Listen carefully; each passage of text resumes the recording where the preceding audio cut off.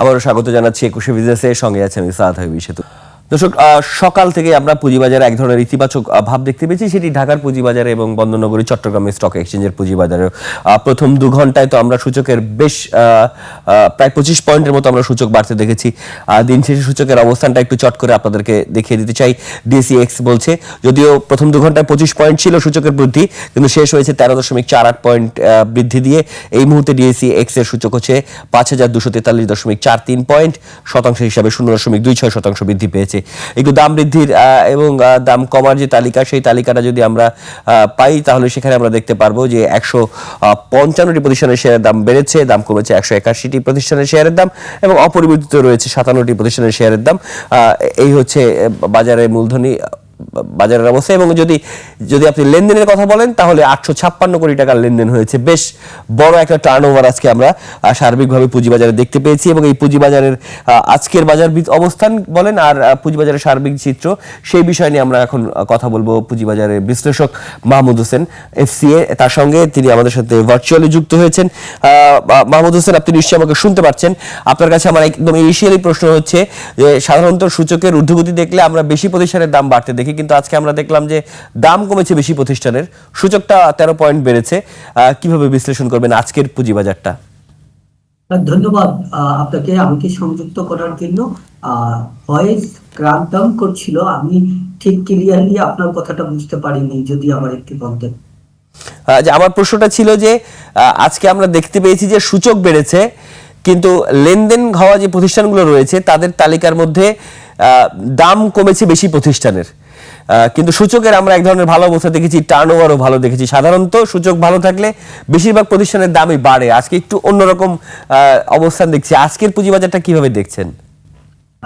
দেখুন, আমি এখনো খুব ক্লিয়ারলি শুনতে পাইনি, বা যতটুকু শুনেছি তার উপর রেসপন্ড করি।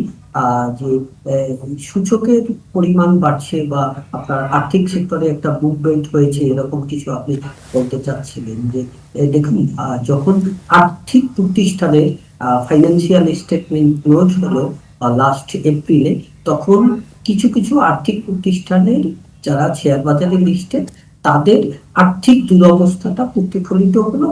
তার একটা স্বাভাবিক প্রভাব হিসাবে ওইসব আর্থিক প্রতিষ্ঠানের শেয়ার দর কিন্তু কমে গেল। এর মধ্যে আপনার ফার্স্ট প্রান্তিক, এই যে নতুন অর্থ বছরে মানে 2026-এ প্রথম প্রান্তিক, যেটা জানুয়ারি টু মার্চ, এর রেজাল্ট কিন্তু আবার গতকালকে থেকে আপনার আসা শুরু হলো। তো এখানে অনেকগুলো আর্থিক প্রতিষ্ঠান, মানে ব্যাংক বিশেষ করে, তারা কিন্তু বেটার পিকচার আছে, যেহেতু আপনার কোয়ার্টার 1-এর আউটকামটা বেটার হিসাবে আছে। কাজেই আবার বিনিয়োগকারীরা ওইসব শেয়ারের উপর কিছুটা আকৃষ্ট হচ্ছে, যার কারণে আর্থিক প্রতিষ্ঠানে কিন্তু একটা ইতিবাচক ধারা দেখা যাচ্ছে। এবং আর্থিক প্রতিষ্ঠানের শেয়ারে যখন একটা ইতিবাচক ধারা দেখা যায়, তখন ওভারঅল মার্কেটই কিন্তু আপনার একটা ইতিবাচক অবস্থা হয়। তার কারণ হচ্ছে যে এখনো বাংলাদেশের পুঁজিবাজারে লিস্টেড কোম্পানি যতগুলো আছে, তার মধ্যে বা টোটাল মার্কেট ক্যাপিটালাইজেশন এমন যা আছে, তার মধ্যে উল্লেখযোগ্য একটা অংশ কিন্তু আর্থিক প্রতিষ্ঠানগুলো। এট দ্য সেম টাইম আর্থিক প্রতিষ্ঠানগুলো এমন ভাবে রাজনৈতিক করণের মাধ্যমে দুরবস্থা তৈরি হচ্ছিল, এর কারণে কিন্তু আপনার বিনিয়োগকারীরা আর্থিক প্রতিষ্ঠান থেকে ভয় ভীতিতে সরে যাচ্ছিল। যেহেতু বাংলাদেশ ব্যাংক আপনার বিগত 2 বছরে আর্থিক প্রতিষ্ঠানের উপর আস্থা ফিরিয়ে আনতে বা গুড গভর্নেন্সের জন্য যথেষ্ট পরিমাণ কাজ করে যাচ্ছে এবং সাপোর্ট দিয়ে যাচ্ছে, কারণ আর্থিক প্রতিষ্ঠানে স্থিতিশীলতা ছাড়া তো একটা দেশের অর্থনীতিকে এগিয়ে নেওয়া যাবে না। তো এদিক থেকে বিনিয়োগকারীদের বা বাজার সংশ্লিষ্টদের আস্থা ফেরাটাই স্বাভাবিক। এবং এখানে বেশ কিছু রিফর্ম ওয়ার্ক হচ্ছে, নতুন গভর্নর আছে, উনি ক্যাপিটাল মার্কেটের ব্যাপারে ওয়াকিবহাল। ইভেন মনে করেন অর্থমন্ত্রী মহোদয়ও কিন্তু ক্যাপিটাল মার্কেটের ব্যাপারে খুবই এনকারেজিং এন্ড ইতিবাচক আপনার বিবৃতি দিচ্ছে, এবং ক্যাপিটাল মার্কেটকে অন্য একটা হাইটে নেওয়ার জন্য প্রধানমন্ত্রীর উপদেষ্টা হিসাবে বা সহযোগী হিসাবে একজন ওয়ার্ল্ড রিনাউন্ড পারসনকে অ্যাপয়েন্টমেন্ট দেওয়া হয়েছে। যদিও ওনার বাংলাদেশের ক্যাপিটাল মার্কেটের ব্যাপারে কতটুকু আইডিয়া আছে এটা নিয়ে প্রশ্নের দাবি রাখে। তারপরে নিয়ন্ত্রণকারী সংস্থার নতুন করে লিডারশিপ নেওয়া হবে এবং আপনার মনে করেন ভালো মানুষকে নেওয়া হবে, রাজনৈতিককরণ হবে না, এরকম করে কিছু আশাবাদ রাজনৈতিক নেতাদের কাছ থেকে বা ক্ষমতাসীন দলের কাছ থেকে শোনা যাচ্ছে।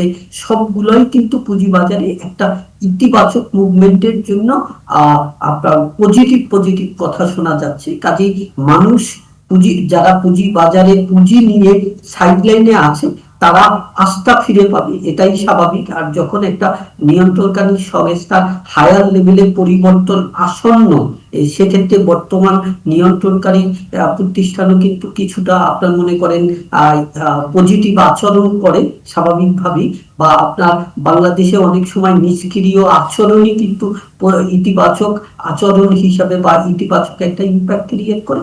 তো সবকিছু মিলে কিন্তু পুঁজিবাজারে একটা ইম্প্যাক্ট দেখা যাচ্ছে, বাট ভলিউমটা বাড়ছে না। এই জন্য ওই রকম উল্লেখযোগ্য পরিমাণ বাড়ছে না, কারণ মানুষ কিন্তু রাজনৈতিক নেতাদের বা আপনার যারা বিভিন্ন পদে অধিষ্ঠিত আছে তাদের কথার সাথে বাস্তবতার খুব কম মিল পায়। কাজেই কশাস ইনভেস্টররা, বিশেষ করে ইনস্টিটিউশনালাইজড ইনভেস্টর যারা আছে, তারা কিন্তু ওরকম করে পার্টিসিপেট করছে না, এখনো ওয়েট অ্যান্ড সি মোডে আছে। জি, আপনি বলছিলেন যে নিয়ন্ত্রক সংস্থার প্রধান পরিবর্তনের আমি কথা একদম শুনতে পাচ্ছি না আপনার। জি, আমি আবারও বলছি, একদম কথা শোনা যাচ্ছে না। আপনি আপনি মনে হয় কোন একটা যান্ত্রিক ত্রুটি রয়েছে। আপনি আচ্ছা, সম্ভবত সংযোগটি ত্রুটিপূর্ণ অবস্থায় রয়েছে আমাদের। আমরা আবারও আপনাকে প্রশ্নটা করতে চাই, যদি আপনি আমাকে শুনতে পান, যেটি হচ্ছে আপনি বিসেকের চেয়ারম্যানের কথা বলছিলেন। বিসেকের চেয়ারম্যান, আমাদের সংযোগটি বিচ্ছিন্ন হয়ে গেছে, দুঃখিত দর্শক। আমরা কথা বলছিলাম দেশের পুঁজিবাজারের বিশ্লেষক মাহমুদ হোসেন এফসি এর সাথে কথা বলছিলাম, যদিও যান্ত্রিক ত্রুটির কারণে সংযোগটি বিচ্ছিন্ন হয়ে গেছে। তবে আমাদের আরও আয়োজন রয়েছে, আরও সংবাদ রয়েছে, তবে সেগুলো যাওয়ার আগে একটা ছোট্ট বিরতি নিচ্ছি।